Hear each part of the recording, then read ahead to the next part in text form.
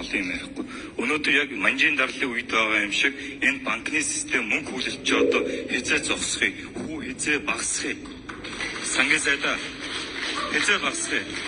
Өнөөдөр ингээд малчны зээл авсан 10-20% үүдээ зээл ингээд байж идэг. Цалингийн зээл авсан 10-20% үүдээ жижиг дунд үйлдвэрлэл эргэлтгүй гэж энэ ард иргэдэд хязээ ялгаатай болох юм байна. Зүгээр нийтэд нь ингээд 3% үүдээ зээлээ өгөлтөө.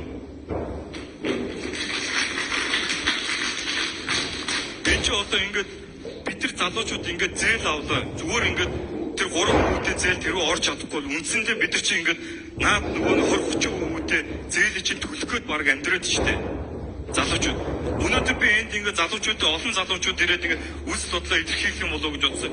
Юусе энд гарч ирээд үг хэлсэн юусе цөөхөн байлаа. Миний ганц бодоод байгаа зүйл залуучууд юусе нийтээр одоо ингээд энэ нэг манжийн даргалын үе шиг мөнгө хүлээлт энэ банкны системийг чи зүгээр боол болоод амьдч штэ бид нар өнөөдөр. Өнөөдөр ингээд энэ замун үүдийн тээвэрлэгчд ярьж байна. Бид нар ах トゥ угээс нийлүүлээд ингээд мөнгө босгоод ингээд машина авцсан.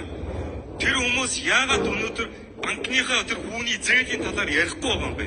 Бид нар өнөөдөр энэ зээлийн системийн асуудлаараа өнөөдөр энийг шийдэж 3-2-1% үүдээ болохгүй бид нар хизээч нийгмээр сайхан амьдарч чадахгүй.